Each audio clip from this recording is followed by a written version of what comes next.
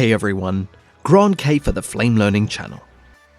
In this video, we'll look at the new icon interactivity when working with TimelineFX at the sequence level in the Flame 2017 products. This is a result of the new live preview viewer that is implemented across the application. You can check out the live preview in much more detail in a previous version posted to the Flame Learning channel. If you would like to follow along, please use your own media as this video is not footage specific. So here we have an edit in a sequence, and we would like to do some work on some of the segments. Now, depending on the complexity of the work, you could do everything in a batch or batch effects. Or alternatively, you could use the TimelineFX for most of the work. We'll stick with the latter option and see what is now possible in Flame 2017. So select this segment in the sequence and press Ctrl-Tab for the effects ribbon. Let's start off by choosing something simple like a blur. So normally with TimelineFX, you get the mini toolbar with a selection of high-level controls. Adjusting the slider gives you a Gaussian blurring effect. This is a pretty straightforward general blur. Now change the blur type from Gaussian to radial. When you increase the slider, you get a radial blur emanating from the center of the frame. Now previously, if you wanted to offset the center point of an object, like this blur for instance, you would need to step into the editor to be able to adjust it on screen.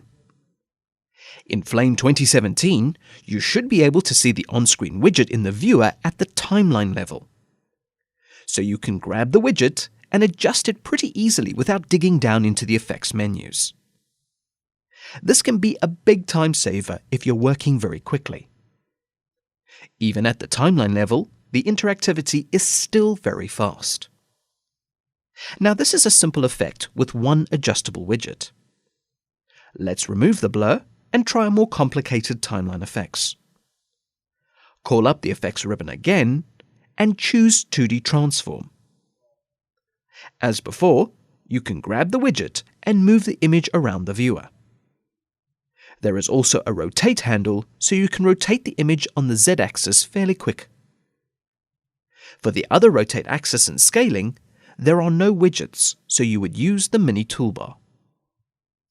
And remember, if you can't see the tracks underneath the current one, enable Comp to composite the layers. So how would this work with rotoscoping? Well, remove the 2D transform TimelineFX and add a Gmask tracer to the segment. Go into the editor and switch to the front view with F1. Add a Gmask into the composite and start drawing the shape. I'm not going to do anything fancy as we're just looking at functionality. When you are done, close the shape. Next, exit back to the sequence. Now let's say you've done the roto, but you've noticed it needs adjusting. The good thing is that at any point with the TimelineFX selected, its wireframe icons will be visible on screen, and you can adjust the vertices, objects, or widgets. If you don't want to see the icons, you click the Player Options pull-down menu and choose to hide the icons. To turn the icons back on again, you choose the same option to show the icons.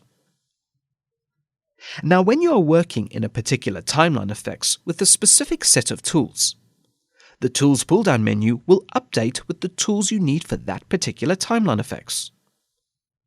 So the 2D Transform TimelineFX will display different options compared to the Gmask Tracer and Action, for example. However, in all cases, there is a slight limitation with keyboard shortcuts. Because the keyboard shortcuts dynamically update between editorial and VFX, the editorial shortcuts are currently active in the timeline view. Therefore, these effects tools cannot currently be mapped to any keyboard shortcuts. So to use these tools, you need to select them from the pull-down menu. But as soon as you enter into any VFX editor, the effects tools keyboard shortcuts will be available again.